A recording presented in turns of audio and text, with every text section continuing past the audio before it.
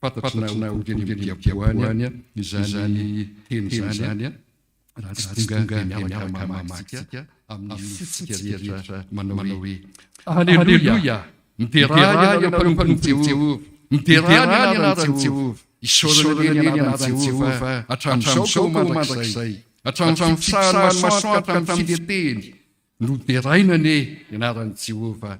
Avo ambonin'ny jentilisa Jehova, ambonin'ny lanitra ny voninahiny, iza nitaka an'i Jehova Andriamanitsika, izay mipetraka any amin'ny avo nefa miondrika mijery ny any an-danitra sy ny ety-tany.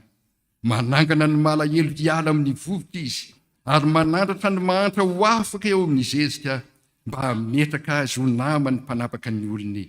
Mampitoetra tsara ny momby izy, fa mahatonga azy ho renin-jaza mifaly. Alleluia.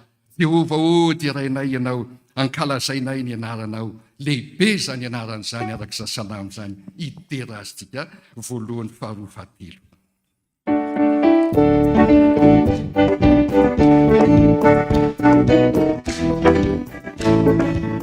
Jehova o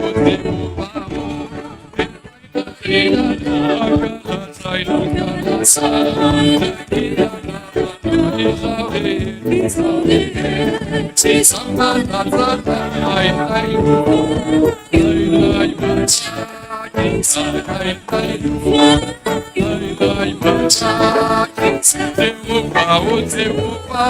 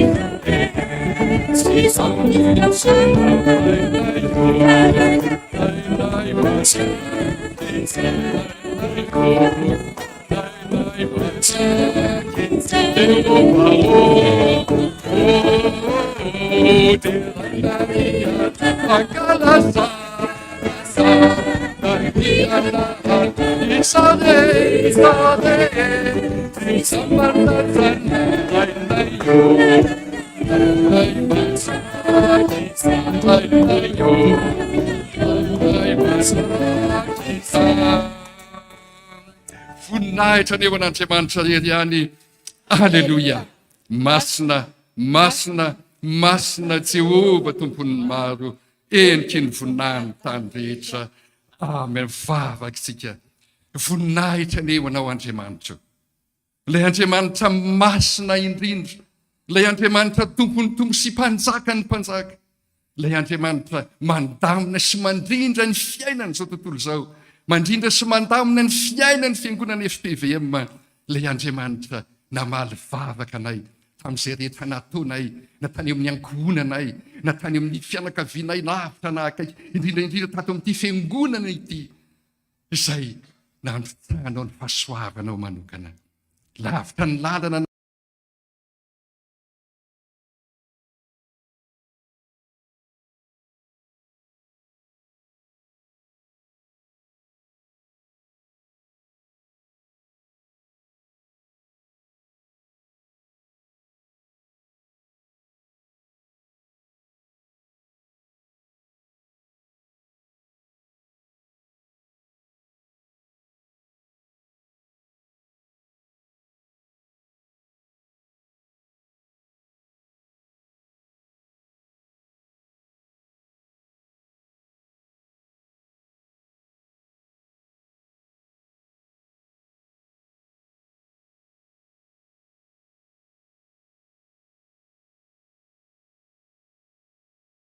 vita ny fitsolona teo amin'ny azo fijaliana ka maty velona mandrakizay miakatra any an-danitra ary mbola manasika anay ankehitriny antony fahavelomanay sy izao fotoana tanterak'izao miteranao izay Jesosy.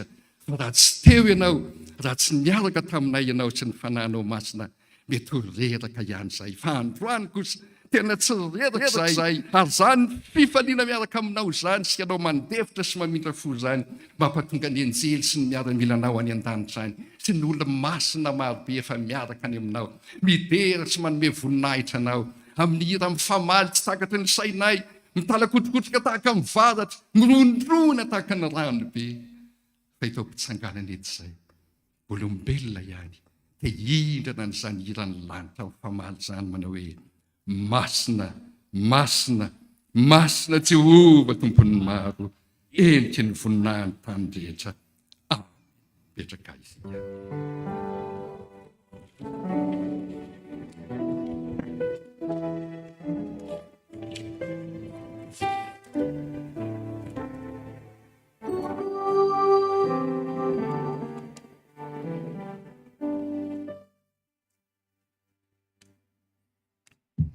Dia meloha ny sitrapon'Andriamanitra gataka ny fanahy masintsika amin'ny fanahy masina mifarandry mamonjy eo miboky sy 550 tompo kasiondray ny fonay arsay aminay ny fanahy masina toy ny tamin'ny Pentekostra tompo miandry ianao izay fanahy masina.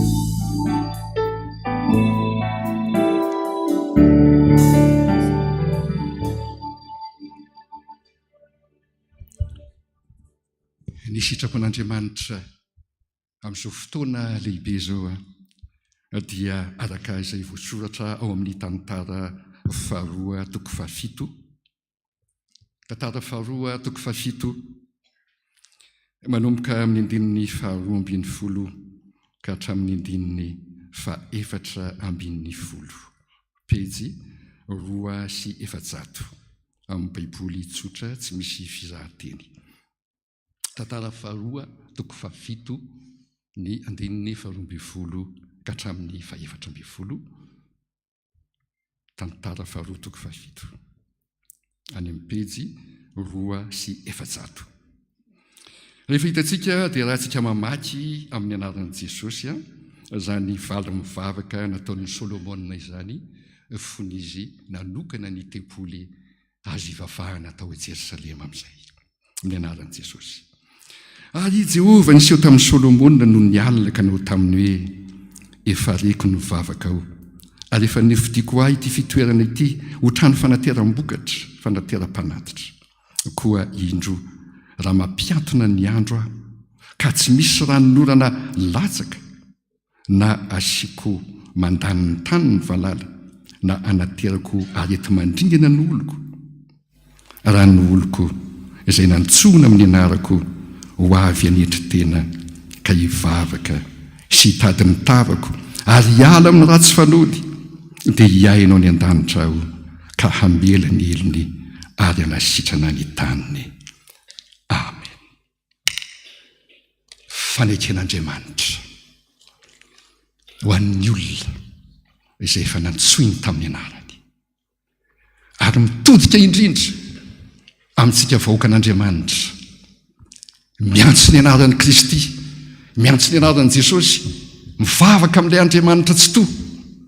Ilay vahoaka an'Andriamanitra farafaratsiny efa natao batisa tany anatin'ny trano fiangonana. Ilay vahoaka an'Andriamanitra tonga midera ny anarany isan'andro.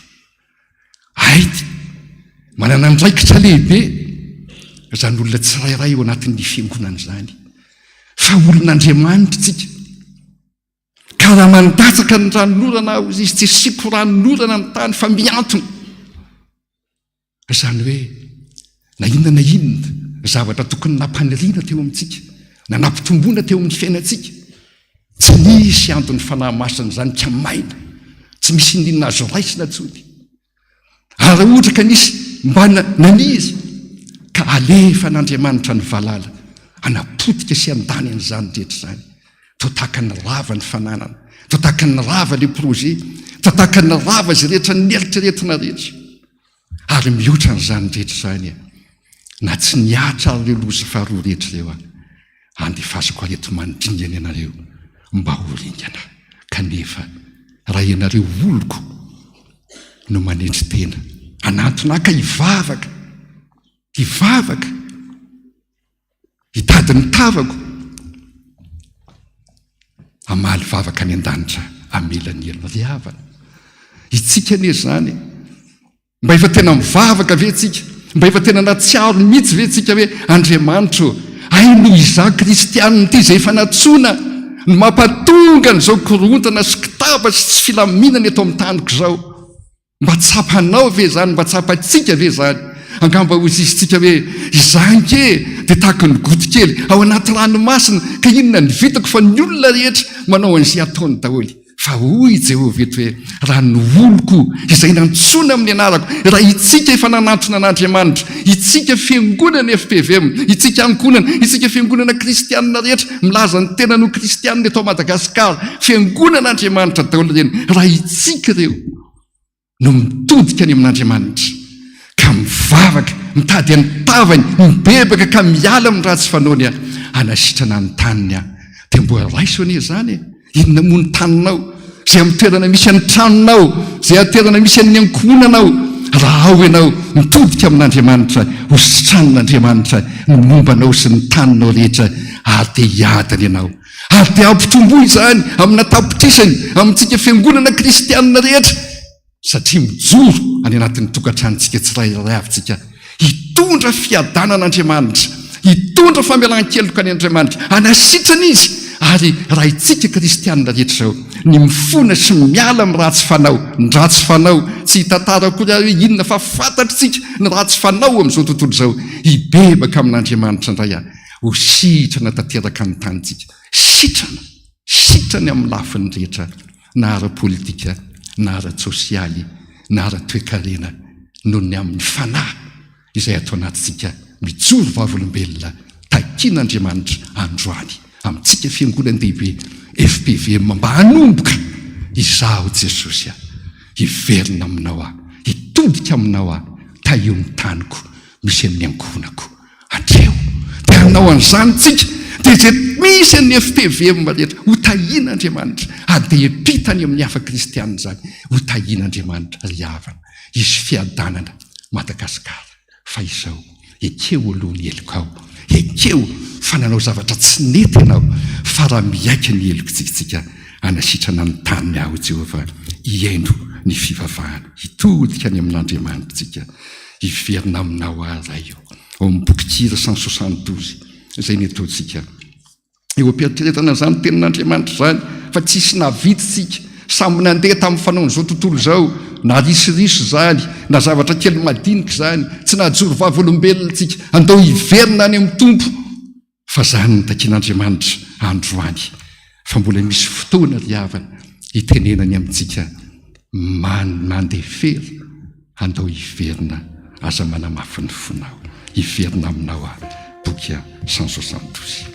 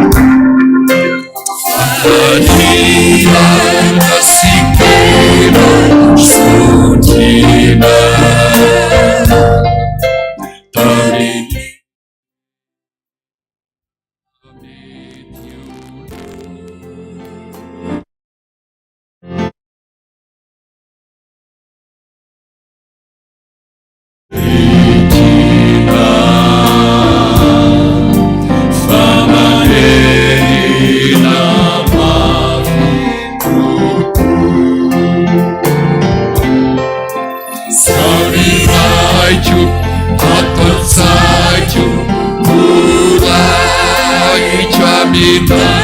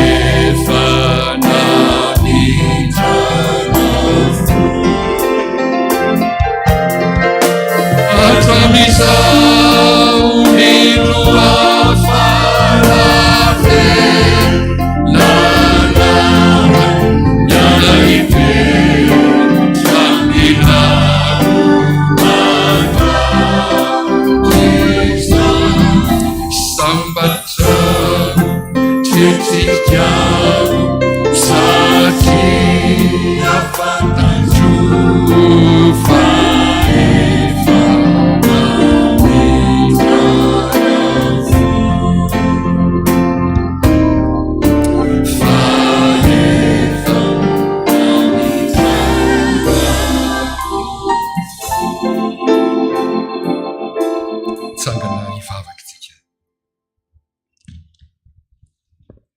Jesosy io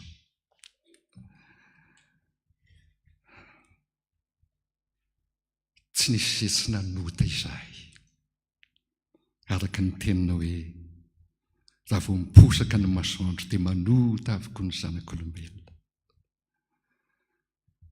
Raha mikorontana ny fianakavianay, mikorontana izay rehetra misy anay, enina mikorontana ny taninay ao anatin'ny loza voajanahary samihafa tsy takatra ny saina eritreretina. Ay manana anjara amin'izany izay fiangonana. Ay tafiditra tompona andraikitra amin'izany fahavoazana izany izay kristianina tsirairay manatrika eto. Miteny aminay ianao, raha miverina amiko ianareo, raha manetry tena ianareo, hitady amin'ny tavako, hiala amin'ny ratsy fanaony. Iaino vavaka anasitrana ny taniny aho. Jesosy, tamin'izany lalana ny zorana izany, ianao reriny mahafantatra Jesosy.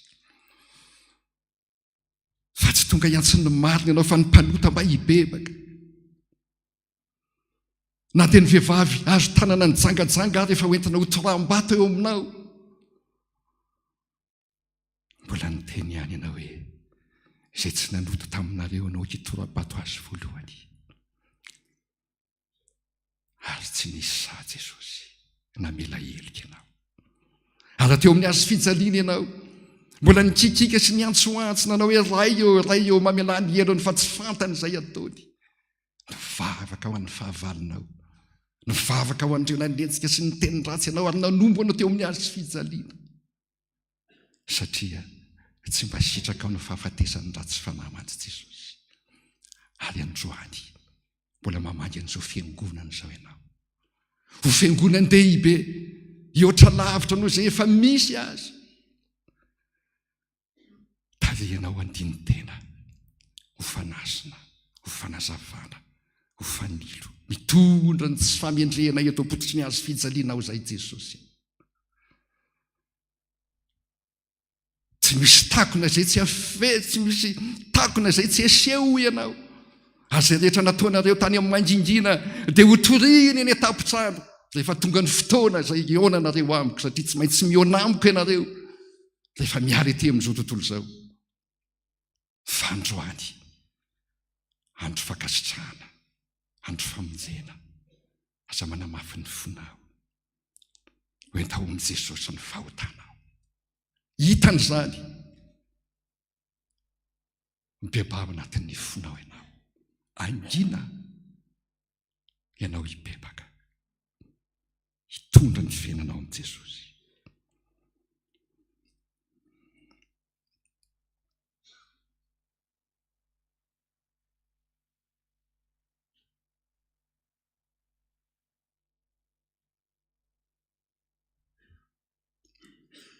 Misaotra Jesosy. Anao sy izy rery ihany zany, tsy misy malala ny fahotana fa ianao rery ihany ny mahafantatra Jesosy. Androany izy raha nibebaka marina ka miverina aminao, hiala amin'izany fanao tsy mifanaraka amin'ny sitraponao zany, izay mety miteraka korontana sy ady amin'ny lafiny rehetra samihafa na iza misy an'izany Jesosy. Androany efa namela ny heliny ianao, fa ianao nefa mivavaka ho azy Jesosy. Tena mino an'izany zay, satria Andriamanitra fitiavana ianao Jesosy. Ary tanteraka aminay mihitsy ilay tenina hoe ho ampahafantariko aminareo fa tsy mbola hitan'ny masona reny ny sofina, naniditra tampon'ny olona, na inona nefa namboariko anareo Jesosy. Namboarin'Andriamanitra ho an'izay tia azy. Misaotra Jesosy. Tanteraka aminay ilay tenin'ny mpanao salamo manao hoe sambatra ny olona izay voavela ny heliny sy voasarina ny fahotany, zavatra ny olona izay tsy sain'i Jehova eloka ary tsy misy mitaka ny fanahiny. Amen.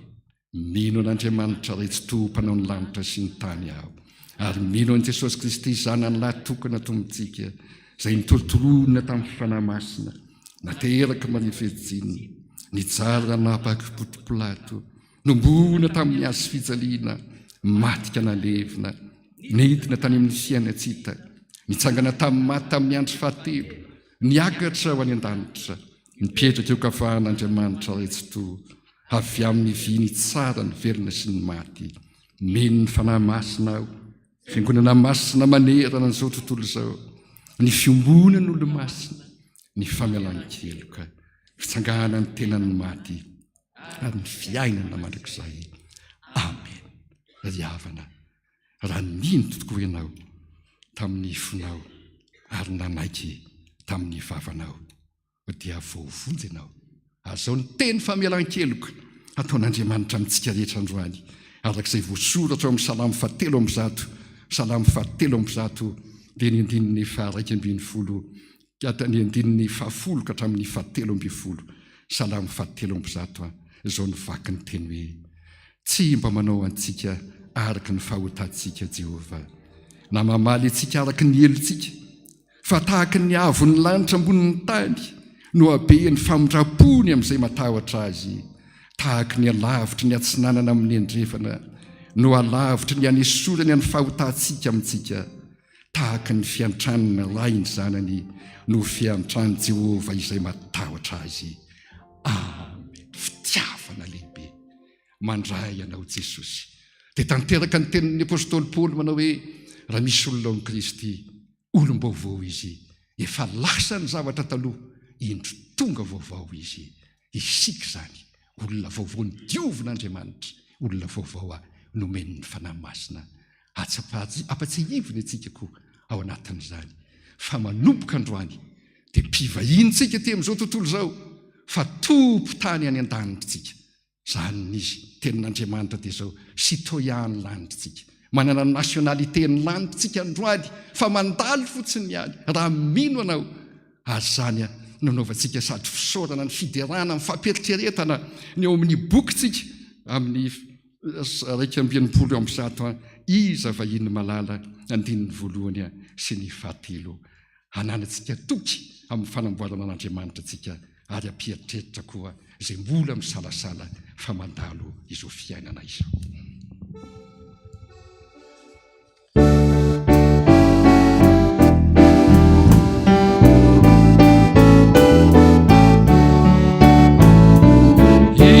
Iza vahiny malala, azao ny anarana re, fasitraky indrindra malala, ka iza moriana re, zay tena mpanota, kanefa natraindra fo, nadisy zay sy nanota, nilozatsy volananjo, vahiny sika ety, fa tompo atompo tananany, ampozakaiza fa misy fiainana mandrakiza, vahiny sika ety, fa tompo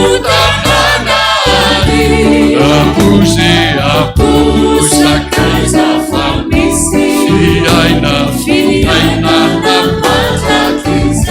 Iza vahiny malala noro ny lalanareo, iza vahiny malala noro ny lalanareo, iza rehefa mpiany, iza rehefa mpiany, lovantanareo, lovantaninareo, iny Jesosy ny dianay, iny Jesosy ny dianay, ho sambatra ao iza, fa ao Andriamanitra rainao, Andriamanitra rainao, miandry apiritsana vahiny sika ety fatompo tananany ampozy sakaiza fa misy fiainana mandrakiza vahiny sika ety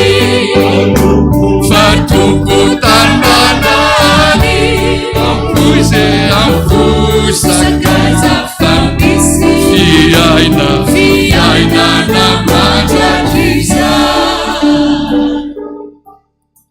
miandry itsika ny lanitra ho tanteraka tokoana izany amin'ny anaran'ny Ray sy ny Zanaka ary ny fanahy masina petraka isika dia andreny tenin'Andriamanitra zaditsika izay hoe tenin'ny Ray aman-drenitsika Dada Andrinatoandro melohany hitsanganany satria andro FPVM androany ifaliana tena ifaliana fa na mifaly ara matsiaro kely an'le taloha foana zay ny mampitonga ny tena mifaly ka dia eo am-pitsanganana nanaovantsika ny hira hoe iny lalan'iny tsara foana ny mietreritra n'izany alohan'ny tena ifalitsika sy ny fampahirizana ataon'ny Ray aman-drenitsika tsangantsika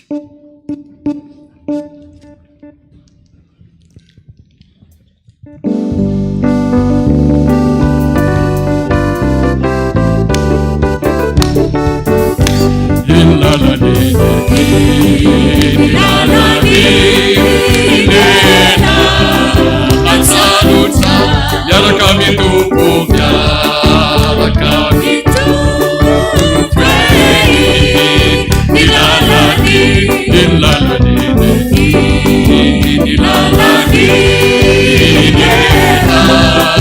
Lazarutsa yaraka mitumpo yaraka mitumpo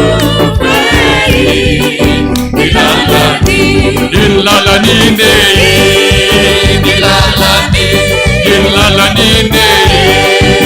Nilalani Isemi Siasofi Salina Ulanza Dalmi Nilalani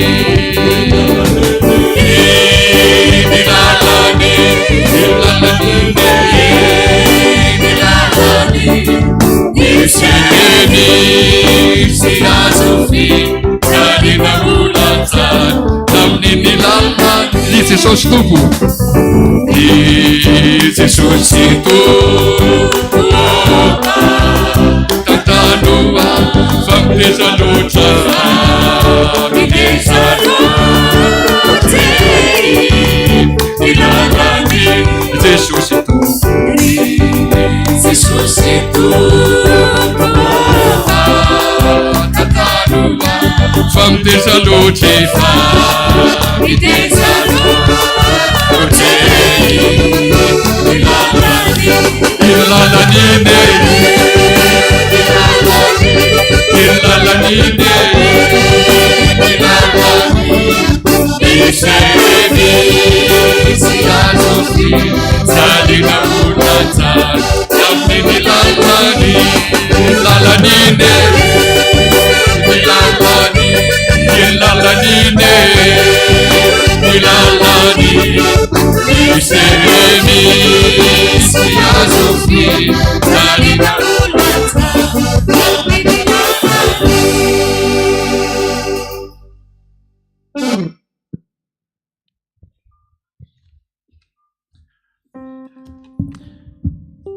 Petraka isika ry abana.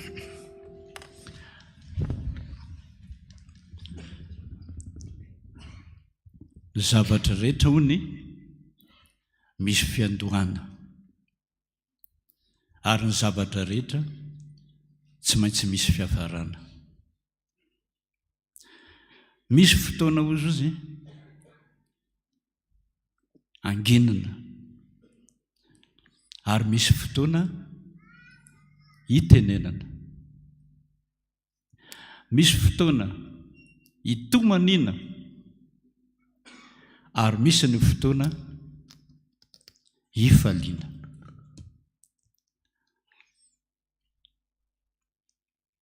Izay brofo be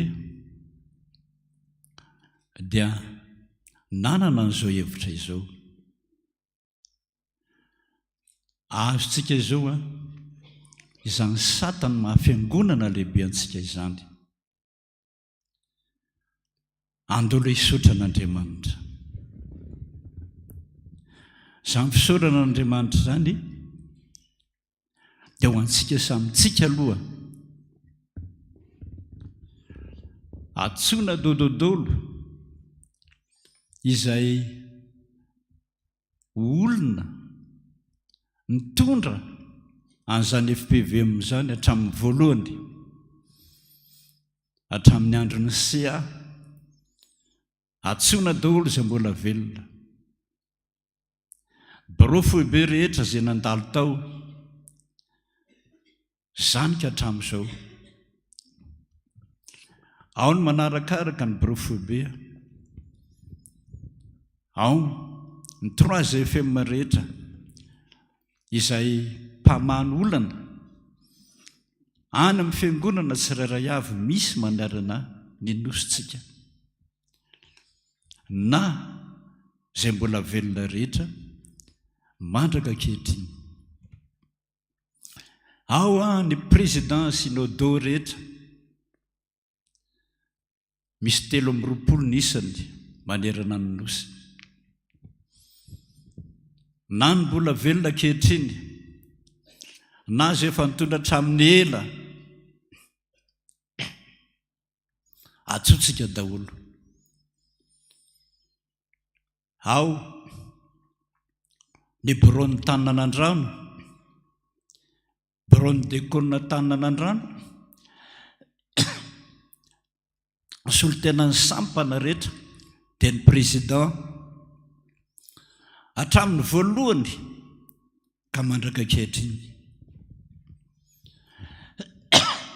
Tsy izany ihany,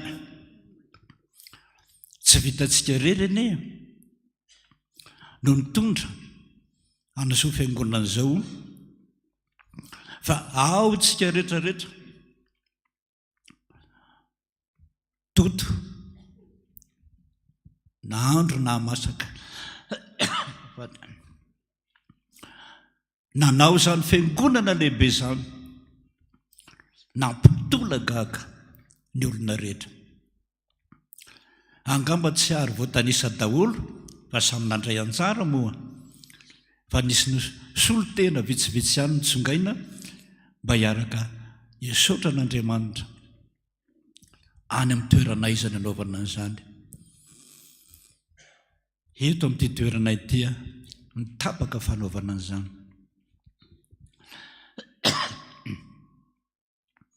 Saotra antsika rehetrarehetra izay tonga manatrika eto. Angamba mety misy tsy tadidiko anga ny sasany nandray ny antso. Andehantsika hiaraka hipaly, andehantsika hiaraka hitotorebika, ndretintsika hifandray tanana fa ho FPVM tokoa mandrakizay na hivavaka ao amin'ny FPVM mba ho mandrakizay. Alohan' izany rehetra izany anefa riavana dia mahatsiaro tsika. Fa tamin'ny taona 2009 dia efa niteny tamiko ny tompo fa tonga izy amin'ny alina amin'ny nofo io nitondra bulldozer be tsy mbola nahita izany ianao ambonin'ny tany, fa ny avon'ny pneuny izany mitovy amin'ny rihana voalohany. Angizany izany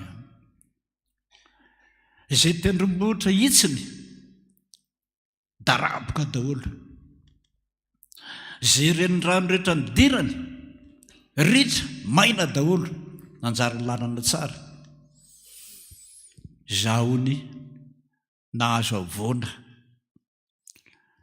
ny janona ity bulldozer be ity. Jesosy no conducteur an'io, ny azakazaka nakany aminy, pastera, pastera, pastera, sady maika dia maika dia maika dia maika dia maika. ahoana ho azay Jesosy zao anorina fiangonantsika ahoana anorina fiangonana vaovaotsika fa izao misy azo ve tsy mety anorina vaovaotsika ianao nitondra azy fa izah eo anilanao tapitra le nofy fa tena natahotra tamin'izany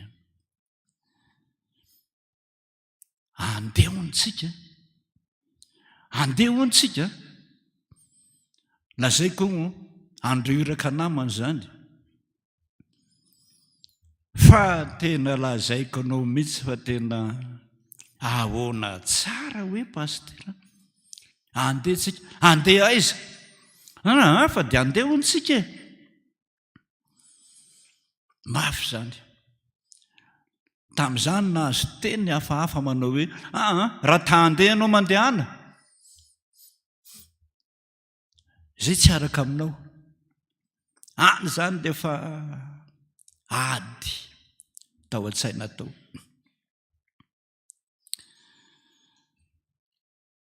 tonga amin'izay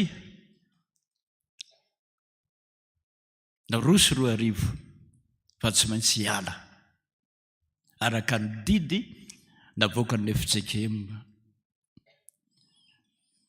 mafy zany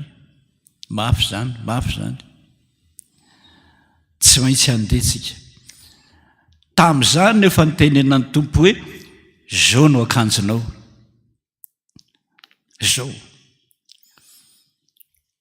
fa mampatahotra ny mitondra an'izany ary niteny taminy hoe mafy be amiko Jesosy menatra na dia mitondra zany fahaveloha atao tsotsotra koa ny tena tiano lazaina dia hotazoniko zao fa ny sasa tsy vita mpanjaitra tsy vitanay angambo zany fa mitovitovy amin'izany no ataoko fa nahoana moa no asainao mitondra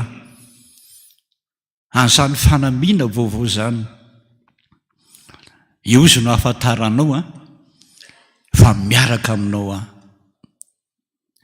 ary ty fehikibo ity no nylazany hoe tandremo so esorinao io fa ny azo fijaliana manko izy rehefa ny am-piangonana dia aoriananao ary anao eo alohako io fehikibo izy mariky ny tanako ifandray aminao itrotro anao ka zay lazay koa no hoteneninao aiza ny hita mpanjaitra mahita an'izany zao ny hafarany 2 raikitra ny tolona saraka tokoatsika mafy zany mafy matsiaro ny lasitsika matsiaro ny lasa lerolona dia mba miaina kely izany lasa zany tsika nandritra ny ray volana vavaka hira tsy nisy tsony toriteny dia vavaka sira no natao ary rehefa vita zany vavaka sira zany dia andongatsika aloha mba nonira hoe tompo ampaherezo zay matsiaro amin'ny fahiny aizara ny tenenana an'izany raha tsy itsika rehetra niaraka mibata zany FPVM zany mba mahatsiaro azany amin'izao andro anankiray izao andao ataontsika zany hery zany ohatra ny disika vaky zany nandritra ny ray volana tsy nisy afa-tsy zany tsy nisy ranomasy moa zany fa isaraka ataontsika zany hery zany ho fahatserovana ny lasa.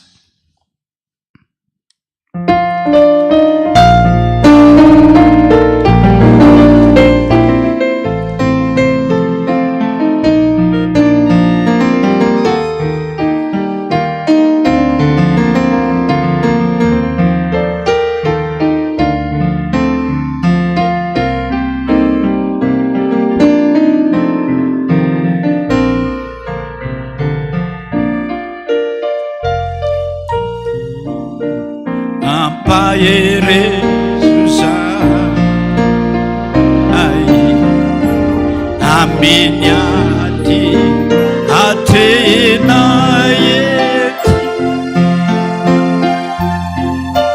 yerina birerino iakina upadresi tuku Isaya indrayane samina vituku rasendra kamafini manju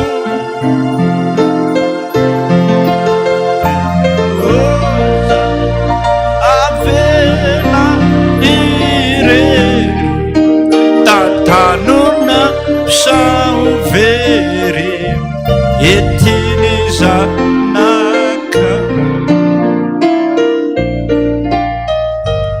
venene zunaka tremedulinana basena nenevika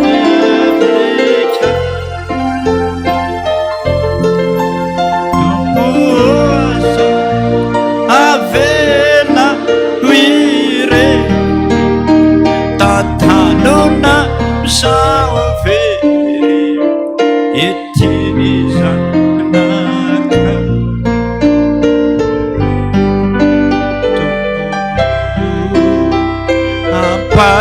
apayereziza ai hambiniati hateina yeti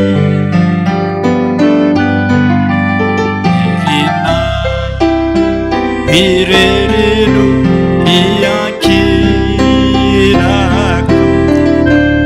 upandresi tuku Isaya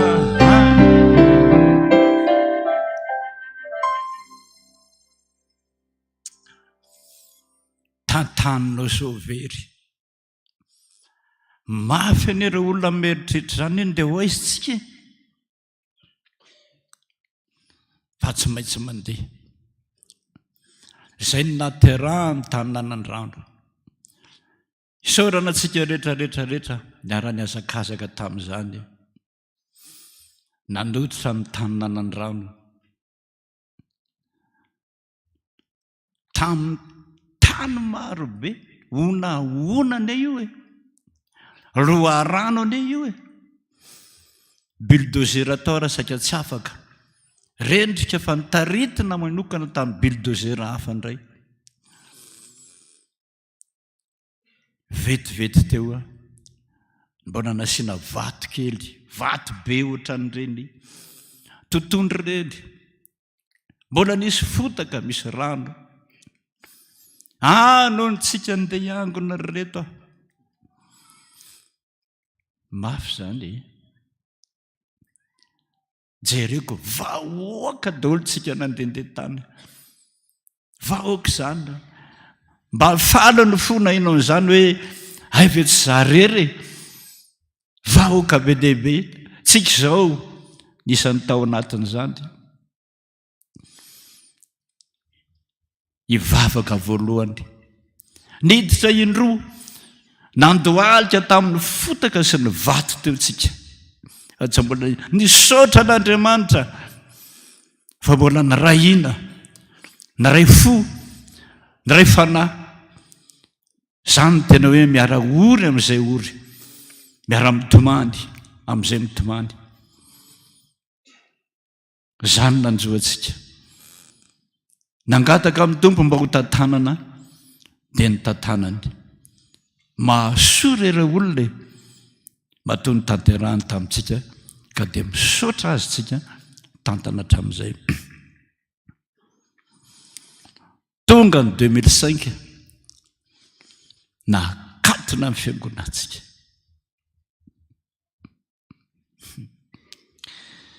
Camion miaramila, feno miaramila 30 camion ray, 3 amin'izany firongo fiadiana mitondra basy zany efa vonona iady zany amin'ny fanamina miady zany any amin'ny tany nanan-drano daholo fa tsy maintsy akatona indray on'izany. Ranomasy zany lazaiko anao, ranomasy firy ny tapaka lalan-drà tamin'izany.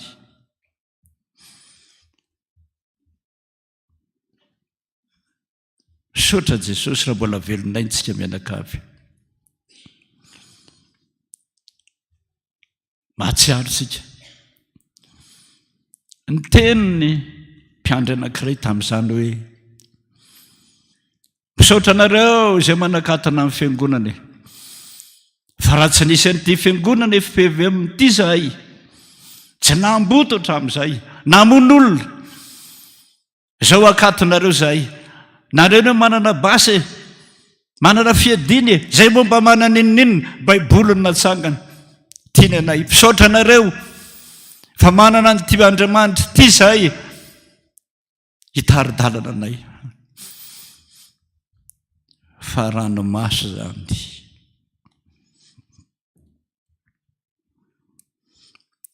Teny maty koa nisy amin'ny mpitondra tao Misia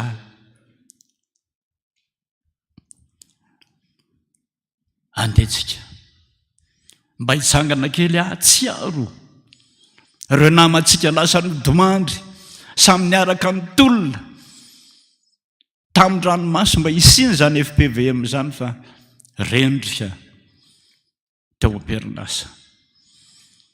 Tsangantsika tsiaro azy aorianan'izay ataontsika niny hoe nirany lanitra tsara tokoa endreny fiolana any an-danitra sy ny andininy fahatelo hoe tsy mety mangina zany irany lanitra zany na any an-danitra na aty an-tany mbola manakoako foana fa misy fiangonan'i Jesosy tanaorin'i Jesosy eto miaramira miaraka amintsika any an-danitra zany avantsika lasa notomandry zany. Angina 2 minitra isika.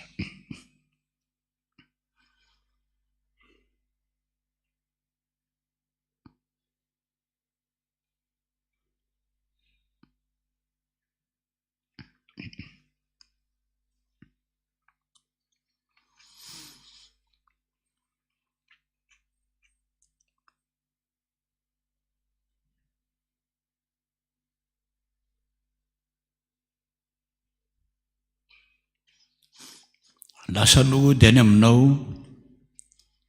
ireo namanay rehetra Jesosy niaraka mitolona ampisy ampijoro an'izao FPVM izao. Za mino fa ny vatany zay efa nilozany zay ny loha fa ny fanahiny kosa zay niaraka taminao ny fikitra taminao efa miara-paly miaraka aminay amin'izao fotoana izao. Ny rany lanitra tsara toko mafina rehetra endry zany feny imironamba zarini endry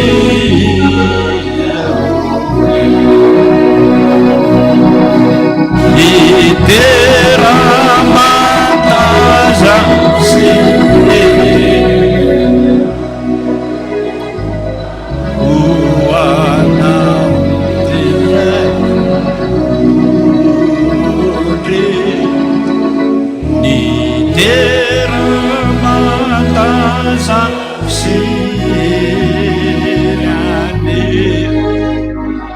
oanao matrakiza tsy mety mangina tsy mety mangina era nelanitra vena matrakiza endreny fionana endreny fiaonana anean sy ny fiainana mandrakizay fiaonana matrakiza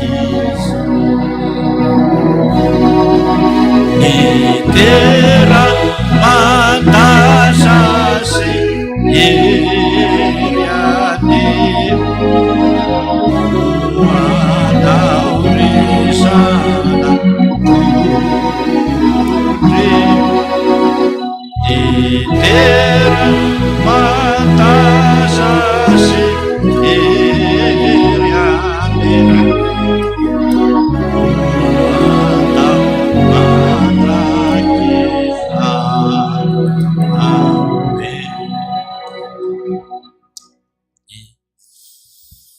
Jesosy ny apôstôly Paoly dia nametraka teny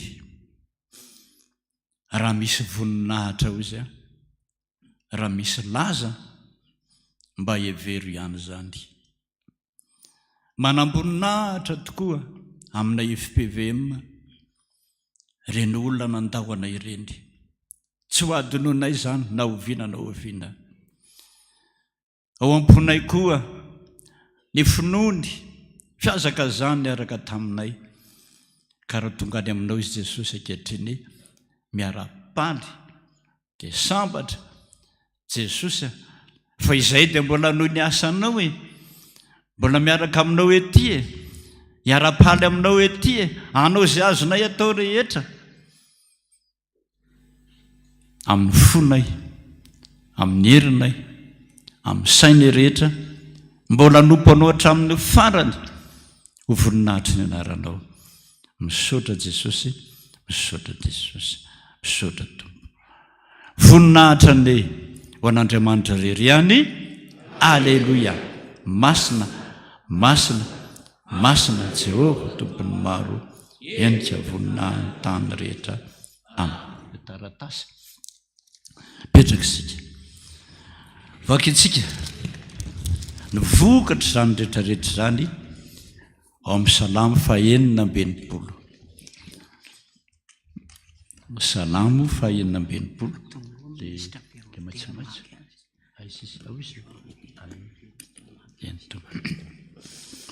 salamo fahaenina ambinipolo raha isika amin'ny andininy fahavalo ka hatramin'ny faharoa ambinifolo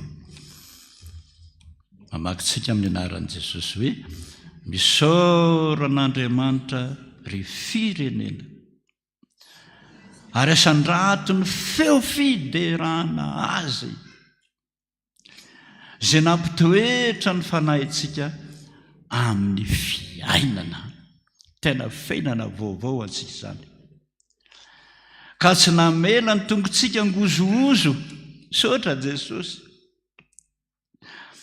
fa efa nizato hetra anay ianao Andriamanitra efa nanadio anay ianao tahaka ny fanadio volafotsy amin'ny memy efa napiditra anay amin'ny fandrika ianao efa nanisy entamavesatra teo ambalanay ianao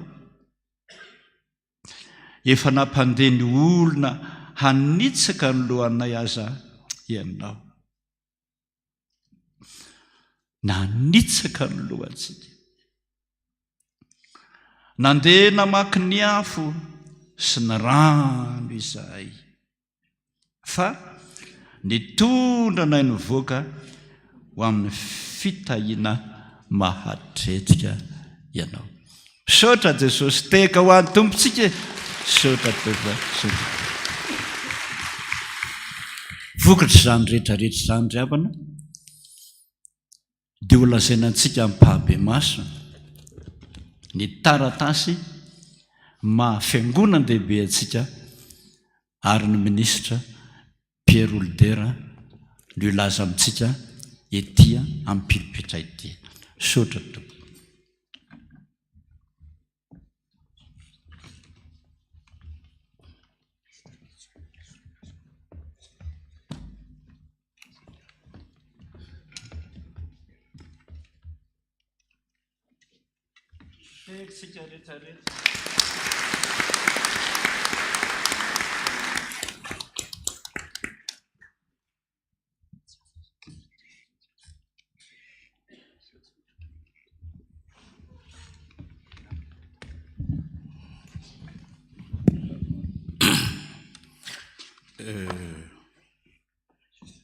Pastera Dada Randrenatoandro, ianareo tompon'andraikitra ifatsokajiny ato amin'ny Fiangonana FPVM, ianareo rehetra tompon'andraikitra manatrika sy mpino ato amin'ny fiangonana.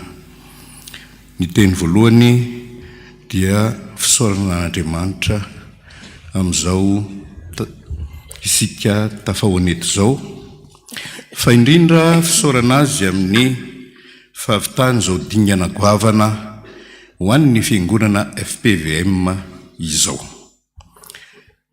Tsy sanatria iambo itoritenina ineto na dia nitaizana tamin'ny baiboly aza, fa ny tsy arotro fotsiny raha mamaky ny baiboly indrindra amin'ny testamenta taloha dia miverina imbetsaka ny teny hoe fiangonana ao anatin'ny baiboly manontolo. Fa ao amin'ny testamenta voalohany ny fiangonana dia ilazana ny Israely na ny zanak'Israely, ary nanitikitika ny saiko fa Israely dia firenena vahoaka, kanefa ny nilazan'ny baiboly izany firenena Israely zany dia fiangonana. I Mosesy sy ny fiangonana dia ny Israely rehetra, i Solomona sy ny fiangonana dia ny Israely rehetra. Zany hoe ilay fiangonana zany tsy ilazana antoko-pivavahana fotsiny, fa firenena, dia ny firenena zanak'Israely. Ny tsy zanak'Israely, ny tsy Israely zany, zany hoe ny tsy jiosy dia sokajiny nantsona hoe EGLISE, dia tsy fiangonana tamin'ny testamenta voalohany. Fa rehefa tato amin'ny testamenta vaovao dia voalaza hoe tsy misy intsony na jiosy na EGLISE, fa ny rehetra dia lasa fiangonana. Zay nanaraka ny Kristy dia voaray ho isan'ny fiangonana.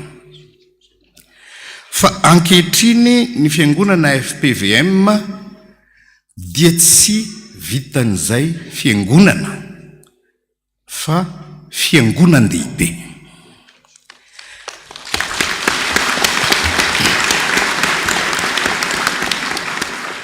Ao anatin'ilay lalàna ordonnance 62-117 tamin'ny 1er octobre 1962 dia milaza mikasika ny fivavahana eto Madagasikara. Ao amin'ny titre 3 zany lalàna zany dia milaza fa malalaka ny fivavahana eto Madagasikara, ka zay olona te hivavaka dia afaka manangana fikambanam-pivavahana na association cultuelle, fa saingy simple association takany fikambanana rehetrarehetra ihany io tsotra. Noho izany dia voalaza n'io titre 3 an'ilay lalàna io fa ny lalàna sy ny fanjakana no mamaritra mikasikasika ny association cultuelle. Dia ao anatin'ilay lalàna daholo zao ny rafitry ny association cultuelle, zao ny conseil d'administration, zao ny fahefan'ny conseil d'administration, zao ny mpikambana amin'ny conseil d'administration, zao ny assemblée générale, zao ny mpikambana sy ny fahefana, ny commissaire au compte sy ny antsipriany. Lalàna no mifehy ny fitantanana ny fananana ny association cultuelle. Ny fiangonana FPVM hatramin'izay dia association cultuelle ary dia ny lalàna no mibaiko ny zavatra rehetrarehetra ao anatin'ilay association cultuelle. Fa ao anatin'io lalàna io kosa any amin'ny titre 6 dia misy indray ny antsoina hoe EGLISE na ilay antsointsika hoe fiangonandehibe.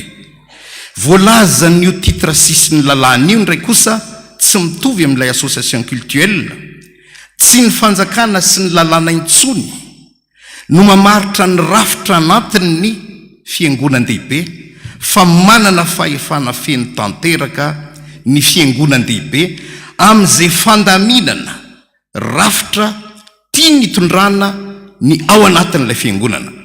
Ary manana fahefana feno amin'ny artikla 43 an'ilay lalàna hoe manana fahefana feno amin'ny fitantanana ny fananany, tsy tsabatsabahany ny fanjakana na oatra ny silako azy. Manomboka izao dia tafiditra amin'izay ny fiangonana FPVM.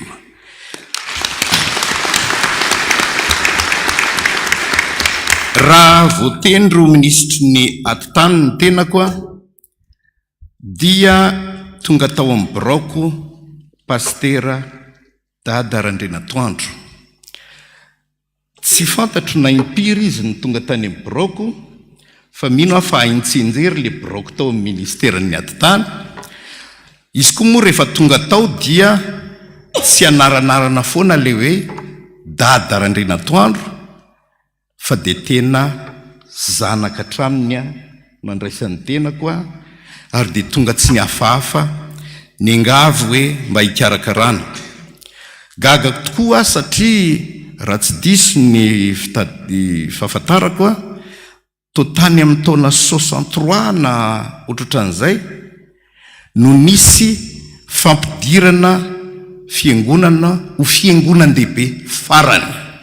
Amin'ireo fiangonana be dehibe amanjatony eto Madagasikara, ary maro dia maro amin'ny saika izy rehetra dia nanao fangatahana ho raisina ho fiangonandehibe. Ary tsaroko tany amin'ny taona 2000 tany raha tao amin'ny gouvernemanta tamin'izany fotoan'izany ny tena mpitondra tenin'ny gouvernemanta dia efa nisy volavolana didimpanjakana nentiny ministry ny atitany tamin'izany général Rasolondehibe angatahana ny ampidirana ho fiangonandehibe ny fiangonana tamin'izay, fa nilaviny filankevitry ny ministra hoe okalofa soana irana zany rehetrarehetra zany. Dia tsy nisy tsony ministra na gouvernemanta sa napiditra fiangonana association cultuelle hiakatra eo amin'ny toeran'ny fiangonandehibe na EGLISE efa tany amin'ny 63 ny farany. Fa nieritreritra kosa ny tenako hoe mendrika ny fiangonana FPVM ny ho ampidirina amin'izany toeran'ny fiangonandehibe izany.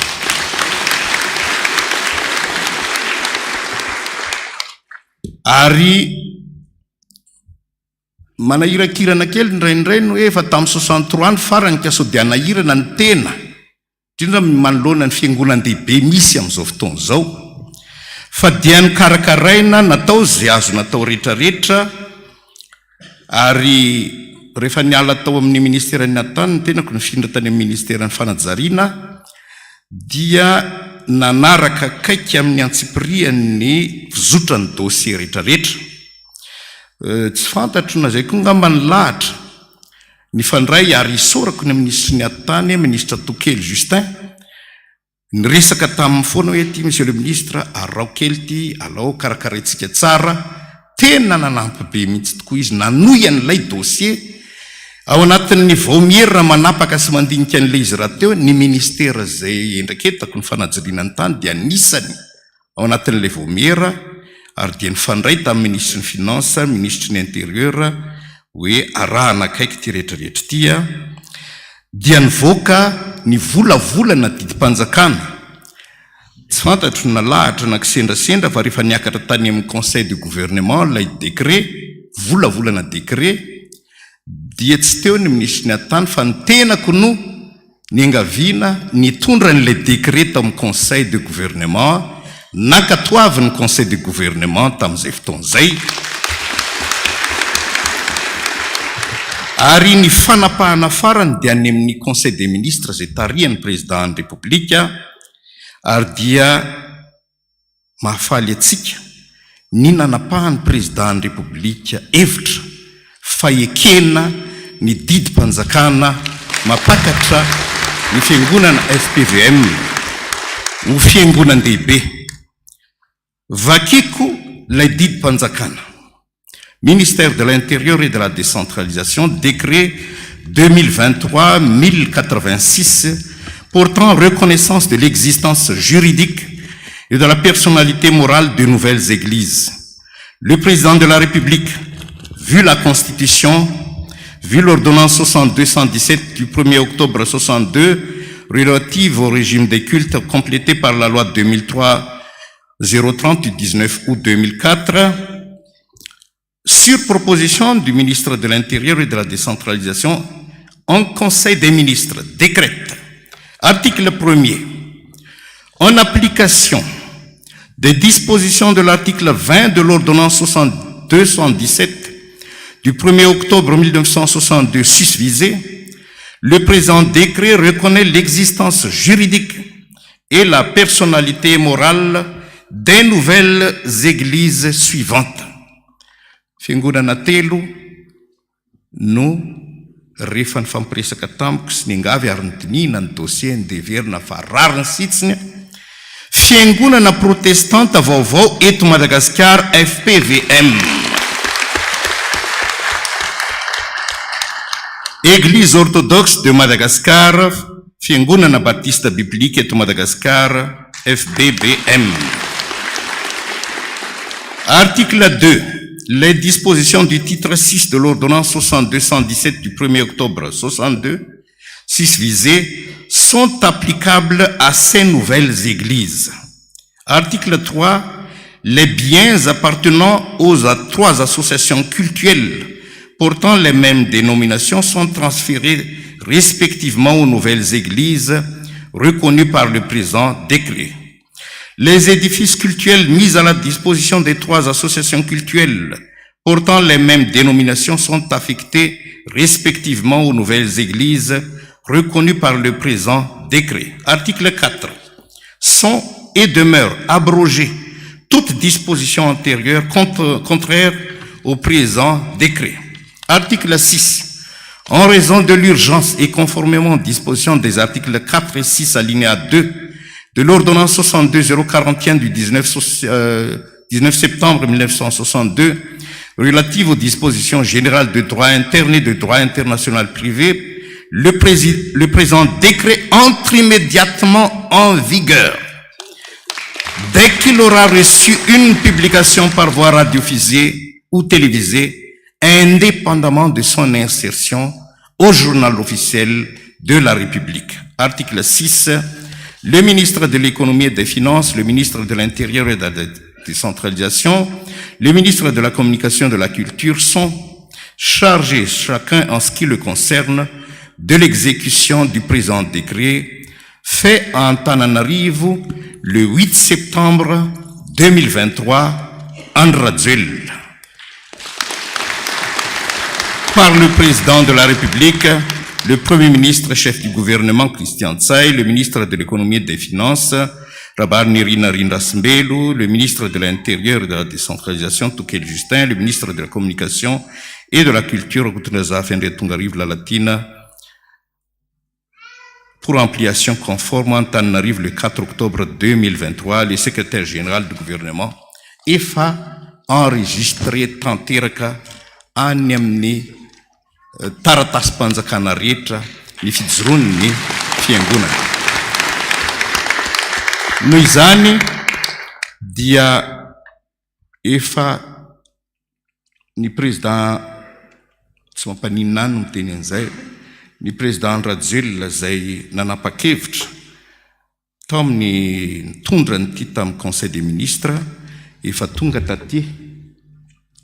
Ny tenako moa miala tsiny fa tsy afaka tamin'iny no ny programany efa voarafitra tetsy teroa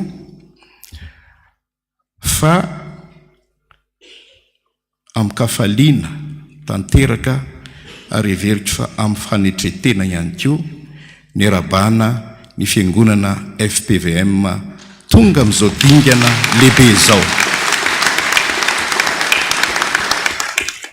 Ary tafiditra ao anatin'ny rehefa ao anatin'ny testamenta vaovao ny fiangonana dia tsy ny Israely intsony, ny jiosy na jentilisa, fa ny rehetra ny vahoaka rehetra.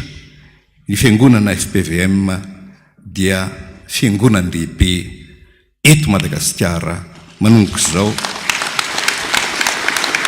Noho izany dia manolotra fiarabana ho an'ny fiangonana FPVM ary mitsodrano mba avita ny adidy, satria matoa tanteraka zany rehetra zany dia mino sika fa misy adidy goavana apetraka Andriamanitra ho an'ity fiangonana ity eto amin'ity firenena ity. Miraso indrindra tompoko, makasitraka tompoko lahy, makatelina tompoko vavy.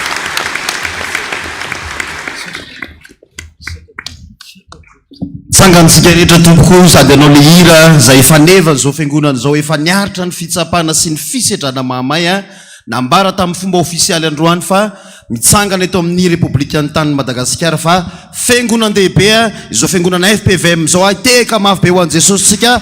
Ao anatin'izany hiry zany no hitsainantsika ny dada randrena atoandro hitondra ny teny fanambarana amin'ny fomba ofisialy sy fisaorana no amin'izao fiangonan-dehibe zao. Teka tsika rehetra tompoko.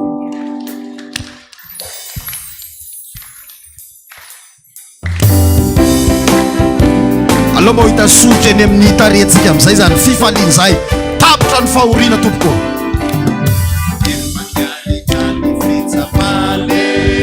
Sy fisedrana mama ireo lalatsarotra no mbany vita ihany izy izany ka tonga kosany ora vitsinjany reo vona fafiatriza satri fontaine taware o falefa atovy sary sy ny feo fale de itotra yantso mafiwe sinavelana wireria afalotre anao ira uraera ni filo sinamela yandre afatsiny feuni faendrena kamisaotra nao za atovy mafy tsara anteka ho an'i Jesosy ary. Ny andininy fatelo lalam-baovao zay mikodana lalam-baovao zay mikodana no diavintsika menakavy diavy ny taranantsika rehetra no fenonao fambalantenana sy fiaina mbahoaka efa ao amin'ny kanantsika zao tazaneto ilaika efa ao amin'ny tany kanantsika ry avana naoira satri fona ira fiderana ka misaotra ao ary araka hifaly amin'izay tsika tompoko faliny foko fale de itrotra yantso mafiwe sinamelanao ireria afalotre anao ira oraerai ny fino sinamela yandre afatsy ny feony faendre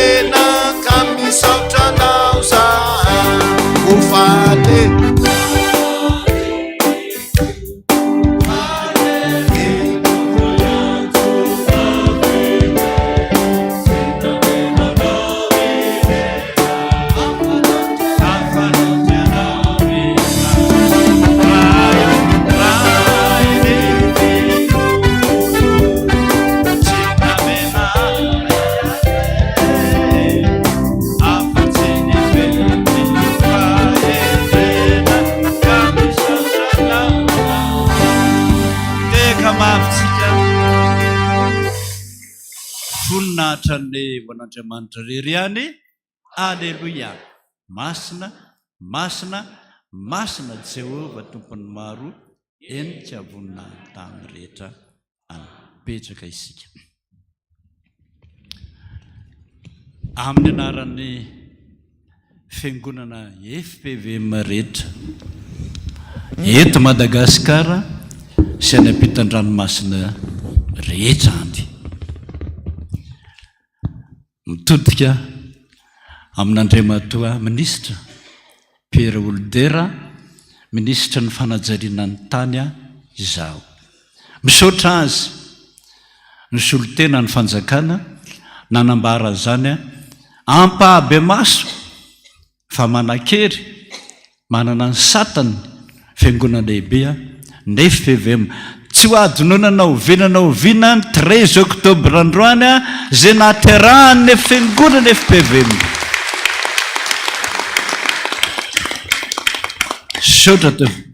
Misaotra anao Andriamatoa minisitra fa zava-dehibe ary tsy ho adonon'ny FPVM zany fandava tenanao zany. Misaotra tompo dia tongava amin'ny amboniny indrindra sy izay irininy fonao. Misaotra tompo. Tsy ho adonontsika koa ny filoham-pirenena na inona mety mahazo atsika, na ny finoantsika, na ny firena politika misy atsika, tsy ho adononana oviana izany filoha Andry Rajoelina zany.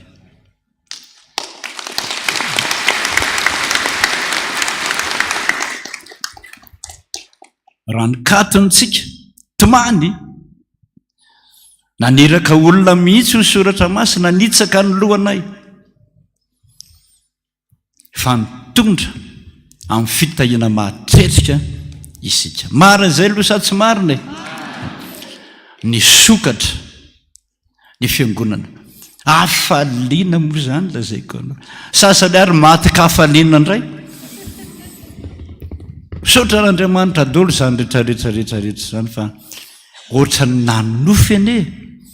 Izy moa nieritreritra hoe hisokatra indray, tsisy tsony, efa namoy fo, vavaka nataontsika, niarahantsika, finoantsika hoe tsy mamelana irery Andriamanitra, tsy mamela irery Andriamanitra ho an'ny mpanompony zay tena mino azy. Teka ho an'ny tompontsika amin'izany. Misaotra Jesosy. Tsy ho adonontsika zany filoha Andry Rajoelina zany ka dia vavaka ho azy tsika, amaly fity azy atsika, vavaka ho azy aloha mba ho salama tsara izy menakavy, vavaka ho azy tsika mba isy fitonena eto Madagasikara, fa tsy isy korontana na raha mandrika fa halan'Andriamanitra zany. Fa nitadiavintsika dia zao mandry fa izay Madagasikara. Farany dia mangataka amin'Andriamanitra tsika mba ho tonga amin'izay soratra masina manao hoe ho tanteraka aminao ane zay rehetra iriny ny fonao. Vavaka isika. Misaotra aloha Jesosy, ianao ny voalohany indrindra. Lavitra lalana ny rahantsika izay Jesosy. Sarotra koa maro taminay nefa nidaraboka malama loatra ary mideza loatra zany lala zany. Fa misaotra anao fa teo foana ianao. Tsy hoe ny olombelona no miamboninahitra, fa fitaovana daholo ihany izay olombelona rehetra, hatrany amin'ny filoha ka hatrany amin'ny fokotany. Tananao daholo zany Jesosy. Tananao any am-pon'ny olona mino sy mahatoky anao. Ny tananao miara-miasa amin'ny mpanomponao. Zany no mahafaly anay ka na inona Jesosy finoanay ny fantatray dia zao tsy manary ary tsy manadino ny olony tokoa Andriamanitra. Mangataka izay mba ho tanteraka daholo ny faniriana ka ho tahinao daholo ninona ireo androm-panjakana rehetra nandray anjara any trany amin'ny ambony indrindra any amin'ny loha olona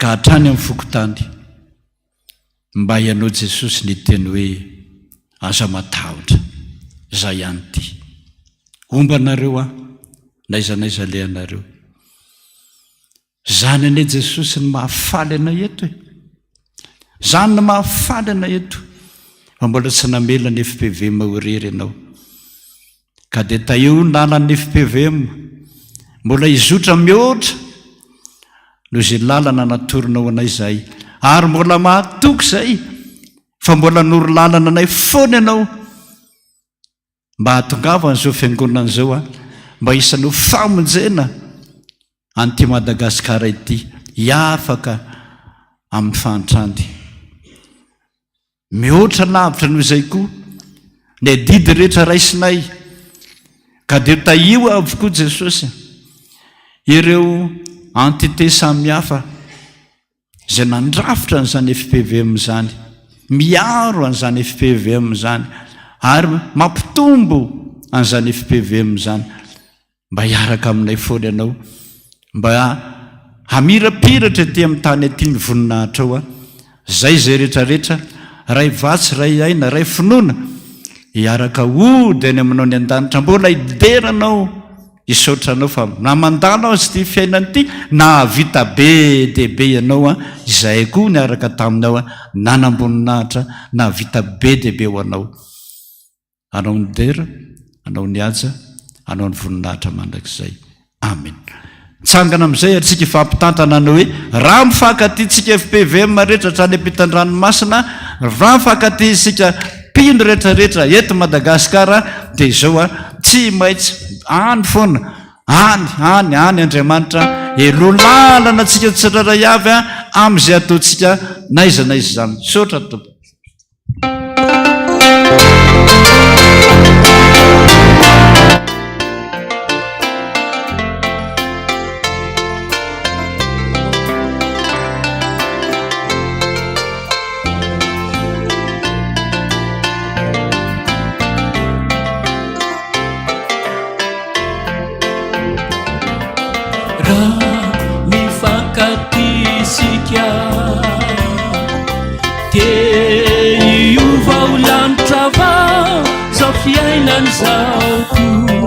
Ampanjakao laiftia teu sambatra sikara mifankaty raha mifankaty isika dia hiova ho lamitra vao zao fiainany zao ampanjakao laiftia teu sambatra sikara mifankaty Deleftia, Deleftia, Deleftia, namuzania nistumpu, Cisintia,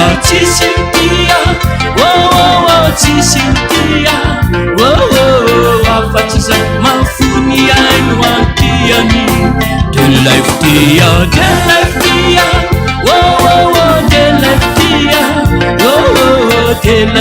namuzania nistumpu, Cisintia, afatiza mafunia inuantiani, ianao zay milaza fa mamy fitia